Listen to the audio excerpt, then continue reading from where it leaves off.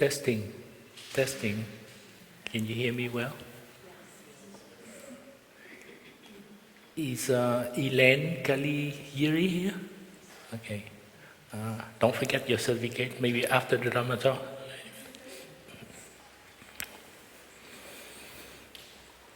Today I have a new earring. We're testing a new microphone.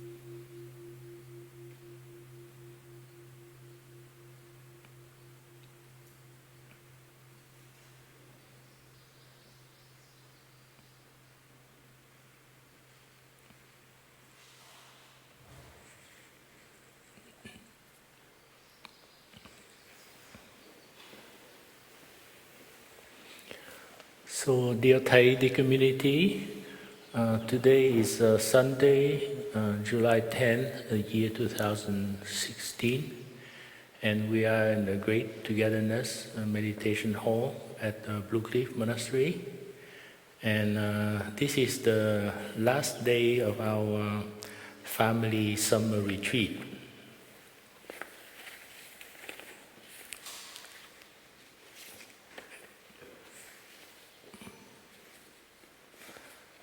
So maybe to summarize about our time together, we start the retreat with the general orientation with Sister Mak Nghiêm and Br Phap Khong about some basic practice of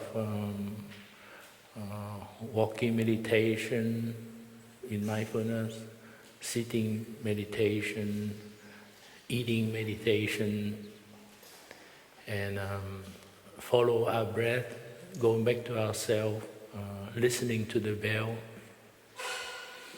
And I think on July 4th, Thầy Pháp Lạc shared with us about the practice of belly breathing with a pillow or a cushion, and also the celebrate Independence Day, or sometimes we call it Interdependence Day. And on July 5th, we have Sister Quỳnh Nghiêm and Br Phap Khong share about the 4 nutriments, namely edible food, senses impression, volition, and consciousness. So we learn a lot during this retreat. And on July 6th, we listened to Thầy sharing about the 6th mantra. And on July 7th, we have Sister Thong Nghiêm, Sister Spirit. She shared mostly about how to have a successful parenting. We transform ourselves, so we transmit only the best of us to the next generation. And we don't want to transform our garbage to our children or next generation. And Sister Sư Nghiêm also shared with us about the 3 spiritual power I mean, cutting through affliction, letting go, and also the gratitude or love, and also using insight to transform ourselves from our suffering. And we have also the session of question and answer on Saturday. Many wonderful questions. So today we have a last day of the retreat. We have a wonderful transmission of the 5 mindfulness training this morning. Many of you have made a vow to continue the practice by concretely receiving the 5 mindfulness training. That's the best gift we can bring home to ourselves and to our loved one at home.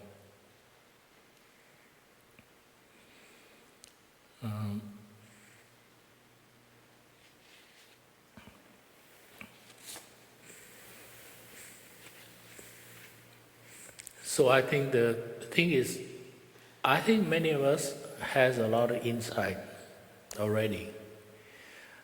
It's just a lot of things that prevent us from practicing. We know there are many methods to practice. Sometimes we call Dharma door. Namely, the 5 mindfulness training is very, very concrete. That we can bring with us everywhere we go. It's like our safety belt, like when you get in a car, we put on a safety belt.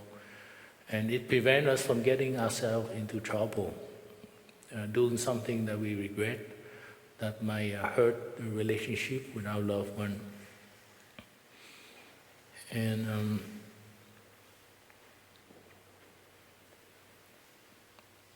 so we many questions have to do with, okay, I practice well during this retreat. I have a lot of joy and happiness. I have a lot of transformation. But then it's time to go home. So how do I continue the practice? How can I bring the practice home? How can I keep on generating the energy of peace, calmness, stability, joy, and happiness at home?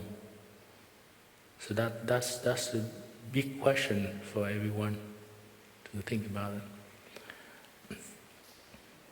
So maybe I can stand up and go to the board a little bit.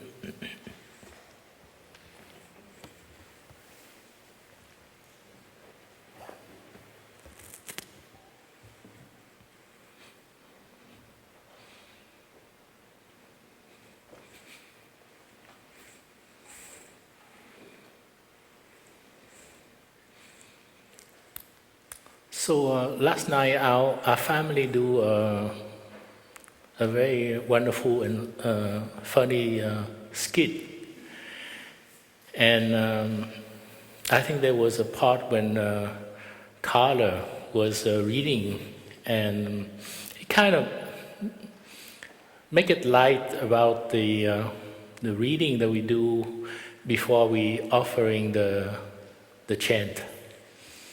It has to do with the complex of superiority, the complex of inferiority, and the complex of equality. And there was a sentence when they say, the one who chop and the one who's being chopped are both by nature empty.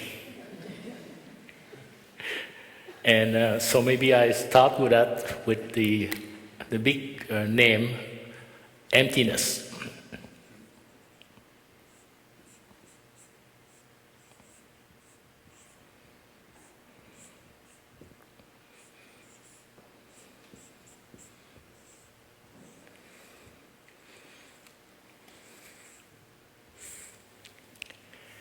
And that is a term that people, when you hear it, you always have some reaction. oh, I don't want to be empty. I cannot stand being empty. I cannot stand my mind being empty. And then there are different debate about what is emptiness, what is the definition of emptiness, and so on. And we have a reading of the Heart Sutra that we have this morning before the ceremony. And sometimes it's in music, so people don't see it too much. But they say that the insight that brings us to the other shore is the Avalokita discovered that all the five skandha are equally empty. And he go on about say that everything does not have a separate existence. So the other word for that is actually interbeing or interconnectedness.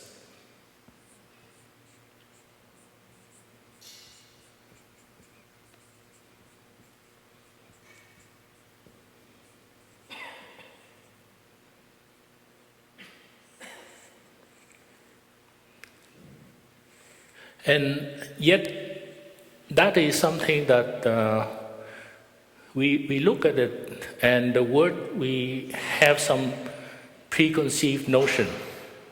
I don't know, somebody explained to us emptiness before. It could be in physics or something like that. Or it could be we equate it with loneliness, with death, with a non-existence and things like that. So to have an instrument to help us to understand it, what we suggested maybe to have something else to help it is to contemplate on impermanence.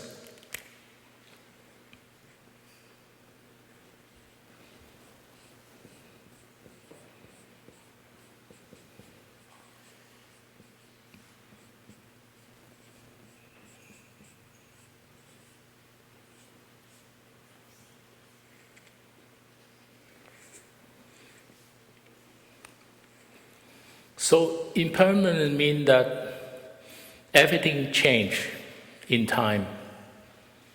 Like I was a young child growing up in Vietnam, and then I was a young man jumping the boat to come to the US here. I think it's close to 40 years ago.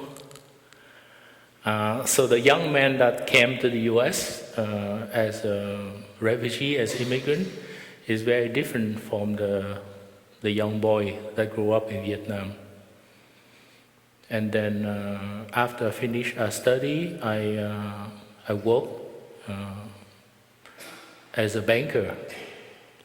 So the banker that worked in Philadelphia is very different from the boy in Vietnam, as well as the student,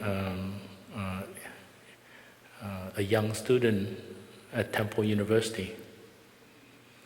And then after several years working as a banker, I met our teacher and start to attend a retreat like this retreat with you. Joined several local sangha and practiced for 7 years. And after a while, I decided to quit my job, and I came to Plum Village and want to practice full time. And then the monks kind of invite me to become a monk. So I ordained as a monk, maybe as a young monk, novice. So that's the difference from the banker. So that's impermanence. And then I came to Br Phap Monastery 9 years ago, and I practice here. So there is a difference, but yet not totally different.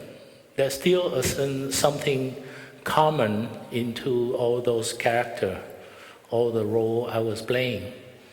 Yet we cannot think that it is permanent. It's always changing. So that's the nature of the change.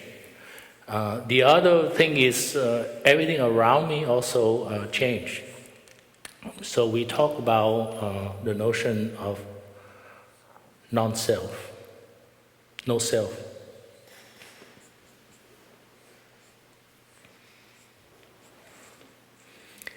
Meaning when I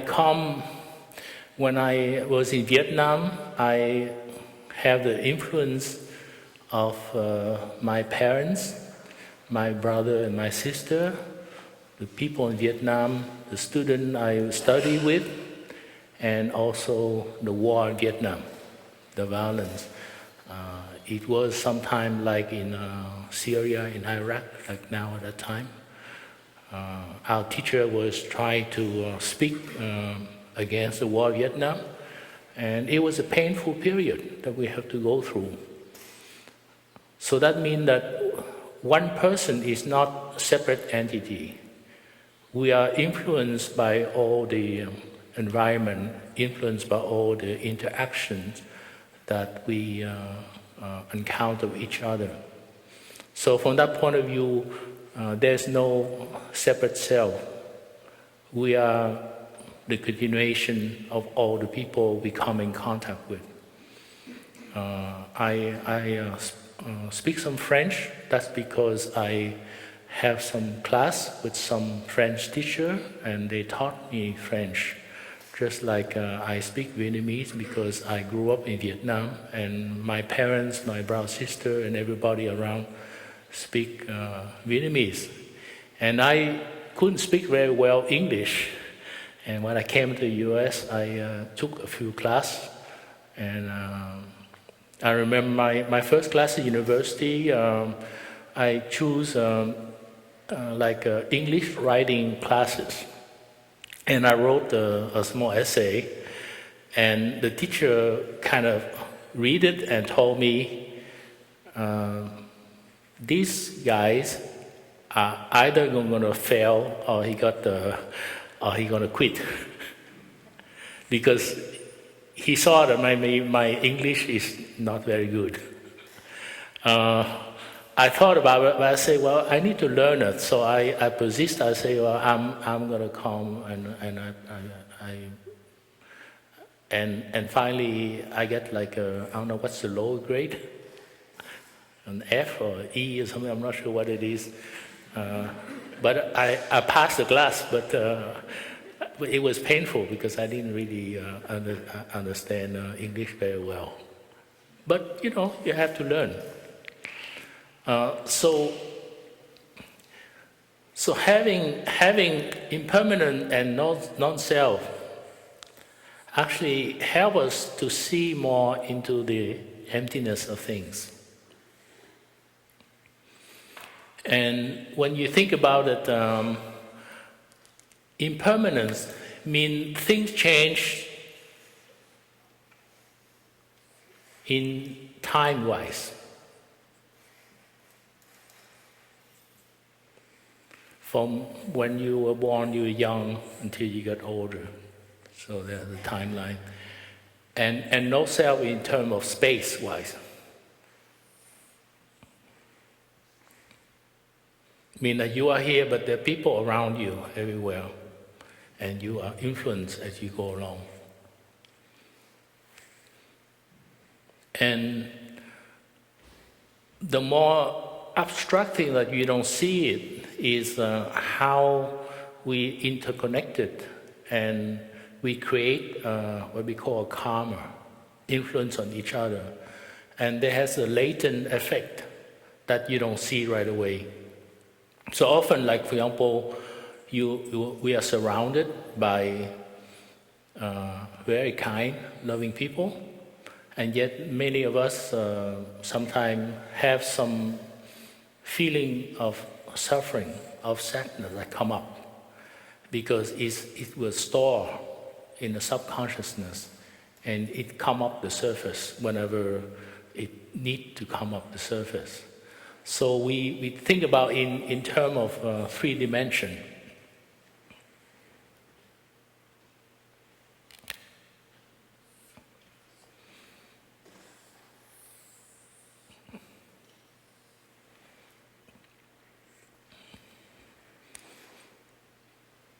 And that take in consideration the effect of time, space, and other elements into a three-dimensional. And in Buddhism, we call this nirvana.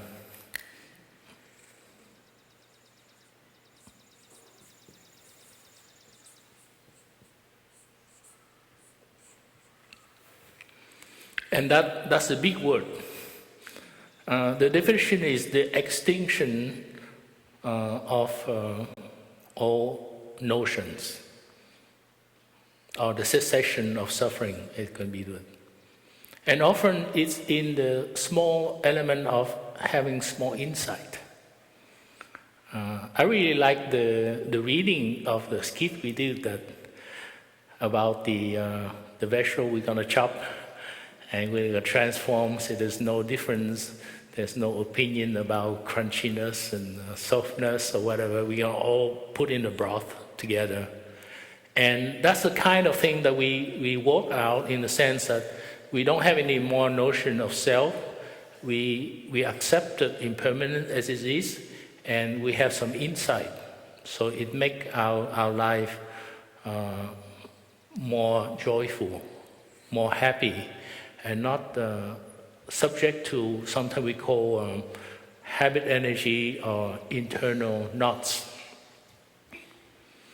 So having understand this, it helps us with emptiness, and also it helps us to see another element. We call them formlessness.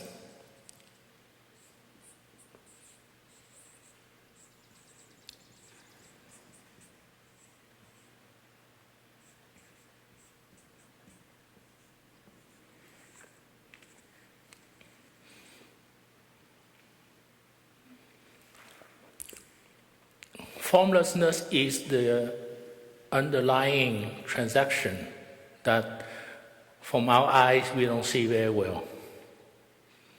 And yet it has a certain sequence, a certain effect from each other. And often our eyes can be very limited, what we see. And there is what to make maybe a figure here.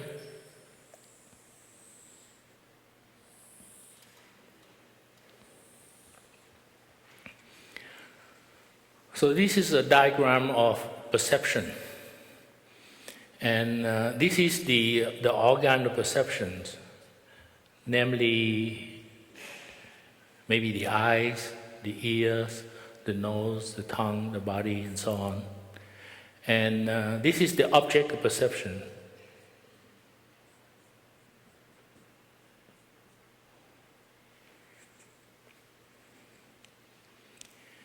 And the thing is, there's a whole bunch of things that happen right at the same time in between the object of perception and our organ of perceptions. Namely, we need to recognize what it is, we need to interpret it, we need to be able to verbalize it. Right now our teacher is kind of practicing many way of verbalize it. Because he got the stroke and it affect his ability to speak, so now he has to re-practice his speech. And we verbalize in which way? In this country, we verbalize, this is the board, for example. But a chai in Vietnam, we verbalize as, this is cái bảng. So we all say differently. And the chai in France, they will say le tableau. Because people around us say this kind of thing, and we learn it. But at the same time, when we learn this, we add some feelings together with that. So they say if the teacher tell us and we don't know it, and the teacher hit us in the head and say, this is the tableau. So we have anger, we have fear, we have anxiety, we have things like that. So we have that kind we call an internal knot.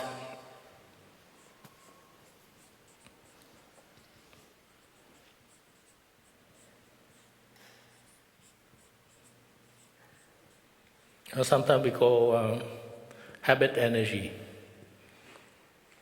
The many are very good, like learning how to bicycle. We have the sequence action we have to learn. At first we are shaking because we don't have a balance, and maybe our father, our mother help us and push us gently so we can have a balance. We learn how to bicycle, and they become a joyful memory, joyful thing. But often we don't practice being very conscious of our interpretation of when our eyes, our ears, our nose come in contact with object of perceptions. And that creates a lot of difficulty for us and for other people.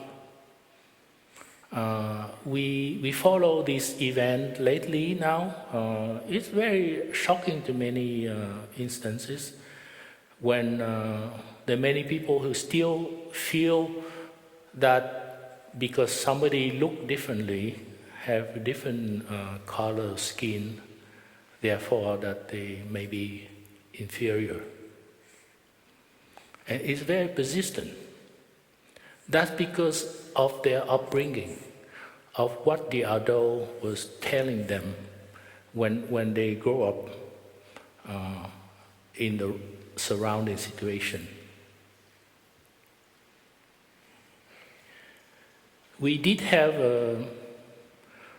a civil war, we call a secession war in the US. And it created a lot of suffering. And yet, physically, I think we resolved it in the sense that we have the United States of America. But to me, in the subconsciousness of many people, the issue hasn't been resolved yet. And it pops up on the surface from time to time because it's very entrenched habit energy. And it's difficult to be able to see it and to help people to help to transform it. And many of you make a vow to receive the 5 mindfulness training. Is we vow to go in that direction of goodness, of loving kindness, of compassion. And we vow to transform ourselves first, and then our loved one, and then the people around us, whether we come in contact, whether we walking together, we have a gentle dialogue and persuasion. And it's an ongoing work that we have to do. We make many progress. We have a current president in the United States. Many people maybe doesn't like him, but I think he's a wonderful president. And it proves that it can work. But we need to gather together and help each other to go in that good direction. So this is what we talk about, we call in Buddhism, we call a 3 door of liberation.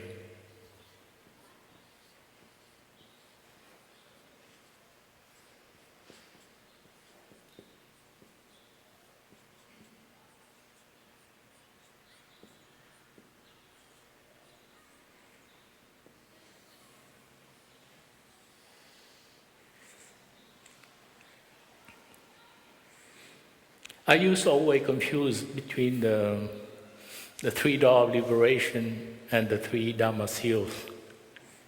So I think today I'm just put it together so we can see the two differences right away. And here we call it the three Dharma seal.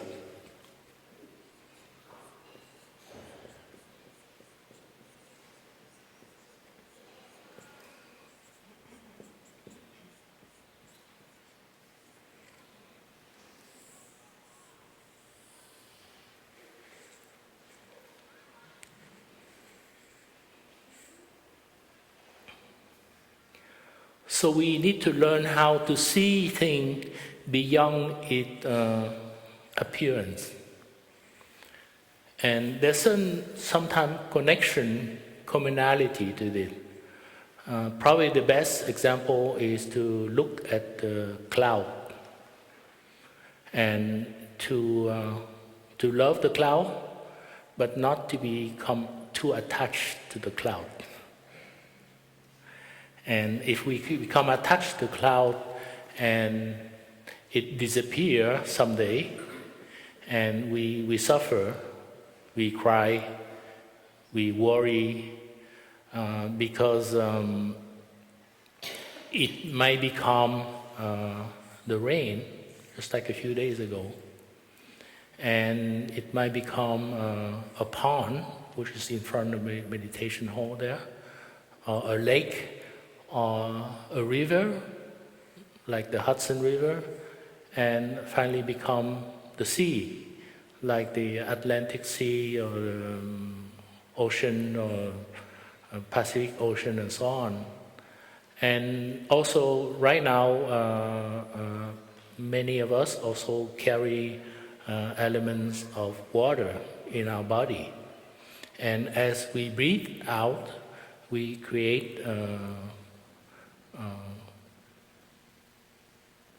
what do you say that? Humidity. And this humidity fog eventually become a cloud. So there is a cycle. It changes appearance. So the idea of practicing the insight of formlessness,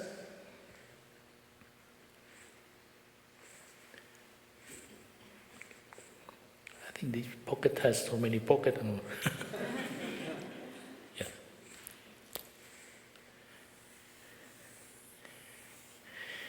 Is to learn how to practice seeing beyond the form.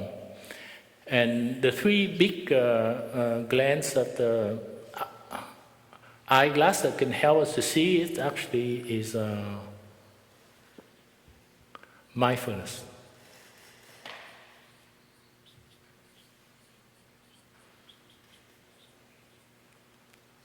Concentration.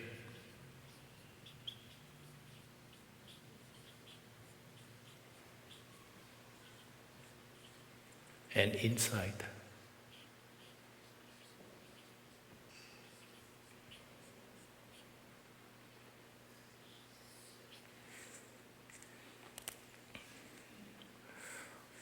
So how do we practice mindfulness? Concretely, it's been presented with the 5 mindfulness training that we received this morning or some other time that if somebody already received it. And they're very concrete of how to generate the energy of mindfulness at any moment, at all time. Wherever we go, we bring with us. It's a portable. We don't have to leave it home. We carry us with our consciousness by having mindfulness concentration inside everywhere we go. And that helps us to see, to cut through the curtain of ignorance that is have a screen of a form. So we have to go beyond the form to see it. And the thing is, we need to have that kind of faith. Faith not in somebody else, but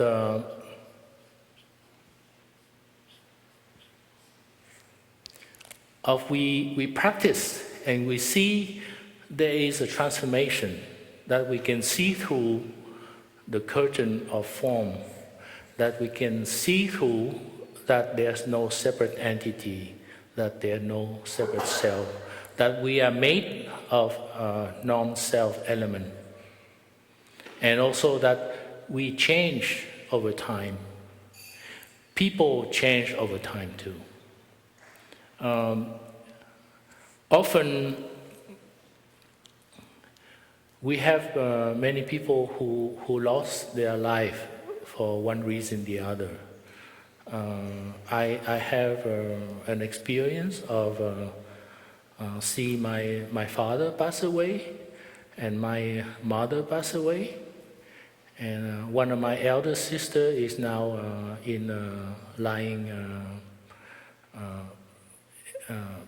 waiting to pass away too. And that is normal. The moment we are born, we are destined to die. It's just a matter of time. I think some deaths are more tragic, some deaths are more regrettable, some deaths are peaceful. It depends how much we prepare ourselves. But there's no substitute, there's no escape. There were the four remembrance. I think we are of the nature to die. We are of the nature to grow old. I mean, we change. For the good and for the not good. Sometimes we have the little girl of 4 or 5 years old, and she's so cute, and we just want her to be that way all the time. But nature has its own doing. If she's permanent, then she never grow up to be a young girl, to be a woman, or to be a mother. So impermanence is there.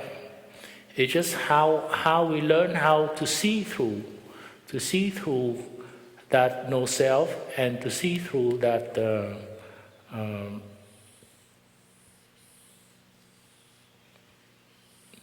and to accept it.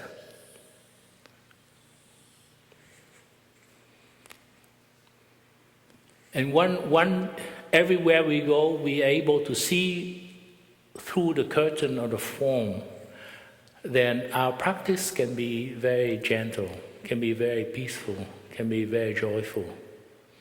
And what we do now is we call wishlessness.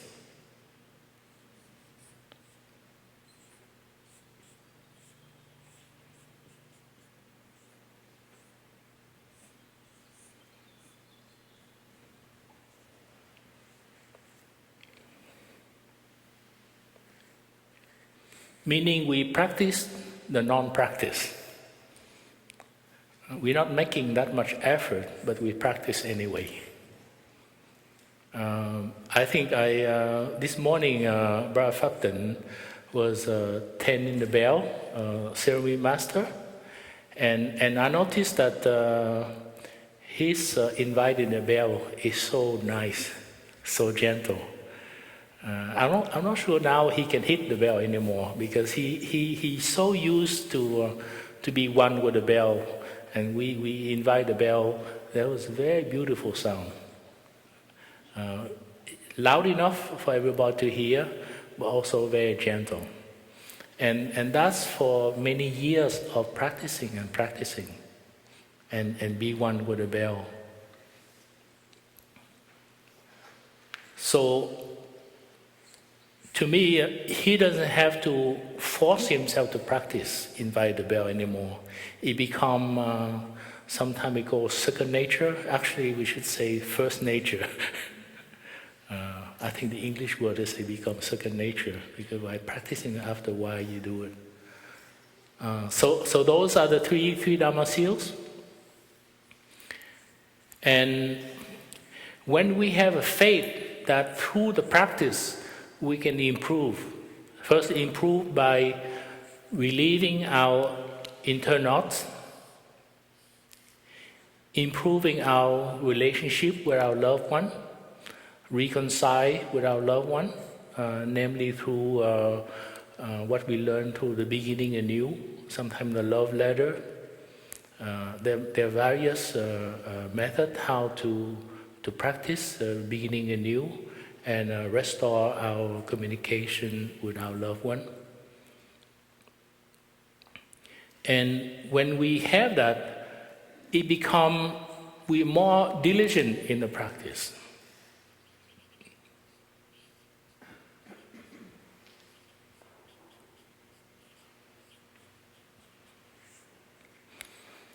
We become more motivated to keep on practicing, because many people share with us when they come here, they stay for a week or a long weekend, they improve their practice quite a lot. They generate a lot of calmness, a lot of peace, a lot of mindfulness. But then as soon as they leave the monastery, they go back to their own town or home, within a few weeks, sometimes even less, the energy kind of dwindles down. Sometimes we use the term as it's like a gas tank. We fill it up and we drive around, so we go around, and the tank of mindfulness that we generate here, it kind of consumes.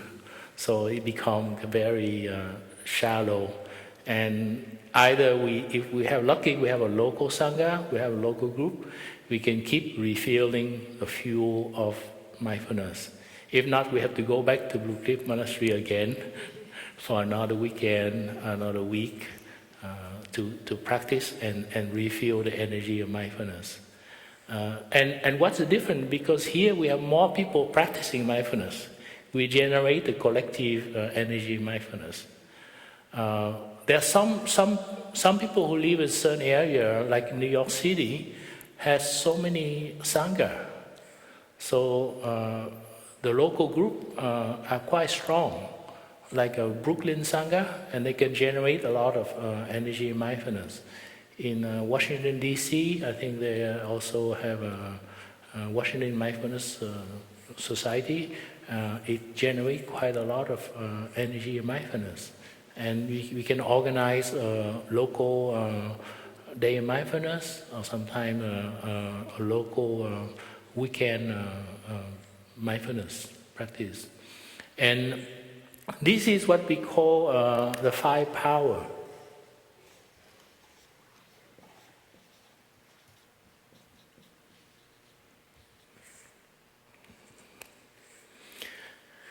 And recently I got the chance to go to New York City. It's a premiere of a wonderful movie made by Gregory, and he put on about close to 4 or 5 years to make the movie. And also they have an additional illustrate album they call the 5 powers. And those are the 5 powers we talk about.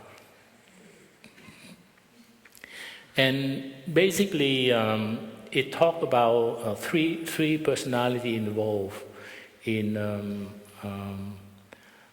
helping to speak against the war and violence in Vietnam, and also any violation of human rights, of precious life. And namely, it has the 3 personalities. Alfred Haster. He is a very prominent human rights activist, and he worked together with our teacher, Than, and also Sister Jiang Khong, Sister True Emptiness. And it talks about their story, what they do. And it's a wonderful movie. I will recommend it if you get the chance to see it, and also to get the book, the illustrated album too. It's very wonderful. So this is the five power we talk about. And it helps to generate that motivation, that energy, that we can keep on practicing, even though that we are away from the monastery for quite a while. And if you feel that you're not able, you can always register to come for another weekend here and there, if you happen to live nearby.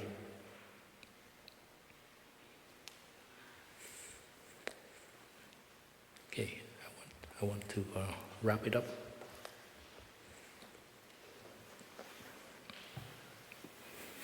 Oh, there was one more thing to save me from going back and forth.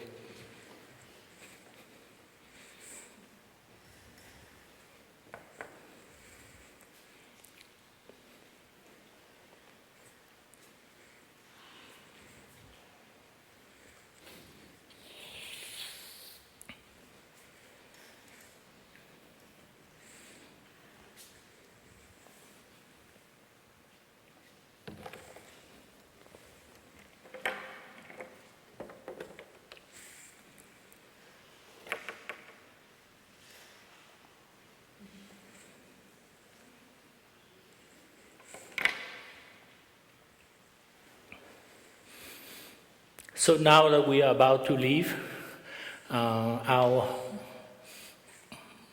various question is what to do when we leave here, and what do we bring home from this retreat. And to me is to generate the energy of mindfulness more concretely through the practice of the 5 mindfulness training. And to generate what we call appropriate attention.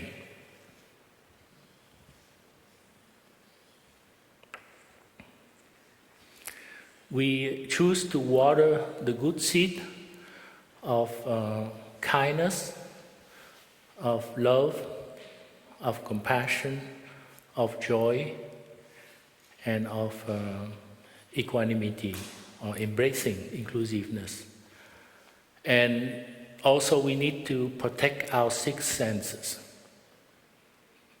because we're bombarded by a lot of news, and we have to filter somehow through our loved one, things like that, because sometimes in our community we don't all of them go internet all the time.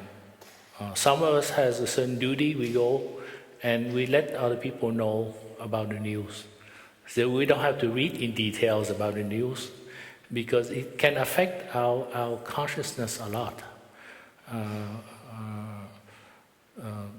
Br Phap Khong and Sister Kun Yim share about the 4 nutriments, mainly consciousness and senses impression. So it's very important to have a mindful consumption, and to take time to meditate, to look deeply into ourselves as often we can, by having a pause between different tasks, different work. Say we drive to work, and from our parking lot going to the office, if we can practice walking meditation and empty the mind and not worry so much about things. And the same thing when we finish work, we go back to the car. Also we make a pact, a commitment to practice a little bit of walking meditation. We might not have the luxury with a busy day to have a full hour of walking meditation like we have in the monastery. We might not have the luxury of sitting the whole hour in the morning in meditation and chanting, but we could sit for 10 minutes in the morning before leaving the house, or before going to sleep. We could sit in meditation for 10 minutes, just to review our day and see how well we are doing through the busy day. And we could express regret at some of the things that we make mistakes sometimes because we are in a hurry to do something. And through that, to cultivate the mind by watering the good seeds and avoiding watering the bad seed of anger, of fear, of anxiety, and avoiding watering the bad seed in others, in our loved one. We don't say nasty thing to our loved one, because it can break the relationship, it can break the communication. So in that way, we can cultivate that relationship, and concretely through what we think. So we always put the good thought, we generate the good thought in our mind. And then sometimes if we couldn't catch up, then we can catch at the level of giving speech. If we think twice. Actually, the French say you roll your tongue 7 times before you speak. It was a proverb. So we think about before we speak out. What is the function? Why do we need to say that? What the purpose of our speech? So if we filter that, then only the right speech, the beautiful speech come out. So having a pulse might help a lot. And a bit more quality of speech, not the quantity of speech. I remember when I first come to the US, I eager to learn English. So I watch a lot of TV, so I can learn it. And I noticed a lot of news, there are people who train to keep on speaking, just to feel the air. And they very, adapt to that. They keep speaking about nothing. But just repeat the same thing we want to say until it ends of the 3-4 minute news or something like that. And we have we call a political pundit, that's the word. They pay to just keep on talking. And often I try not to listen to them. I'm waiting until a few more days, and I get the copy of Time magazine or Newsweek, and they summarize everything in 2 pages. So nowadays we got the chance to get some kind of page, internet or something, when you can summarize the news. You don't have to listen to all of them talking all the time, you know. And then when you go home, you need to cultivate the good environment. So hopefully we have a good relationship with our children and our teenage, right? I hope through the beginning anew and last night being in, there's a lot of goodwill going on between parents and children. So we keep doing that. We keep cultivate that relationships together. And then we build local Sangha. I think there was a phrase toward the end of the ceremony that now our highest task is to build Sangha, so we can maintain and generate our practice of a 5 mindfulness training. So if you happen to have a local Sangha where you are, then you're lucky. Join them and strengthen them and help to build the Sangha. If you don't have it, then you have to look for allies, look for friends, exchange email with people at the retreat, and then generate to meet together. I remember there was one retreat, we went to Omega Institute at that time, and then we come back and we exchange the news group, email. And there was one lady in Philadelphia, she offered her house to have a reunion after the retreat. And there were 18 people show up. And so we all live in the local area.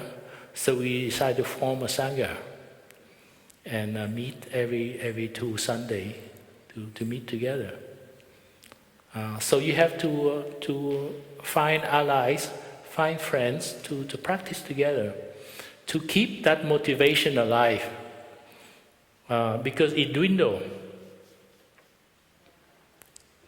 We were very enthusiastic after we come back from the retreat, but then responsibility, duty, harassment, different things go along, and we lose our freshness.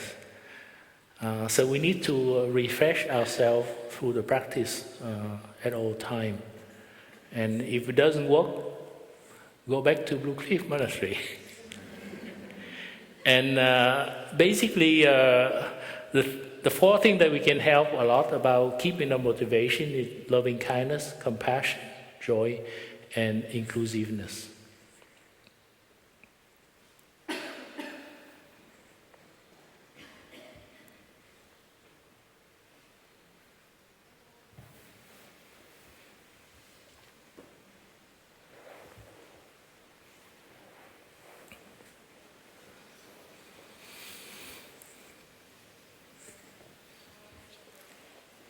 So, dear friend, it'd be wonderful practicing together with you, and hopefully we can have a closing circle, and we can exchange our email contact each other, and maybe find each other in the local area and see if we can maintain the practice concretely through those proposals.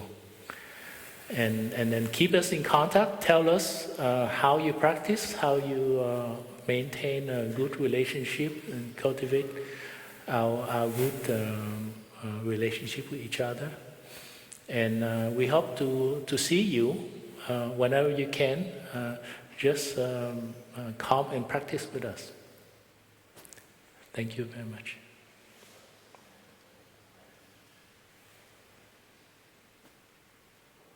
So we can listen to the 3-sounded bell to end the sharing.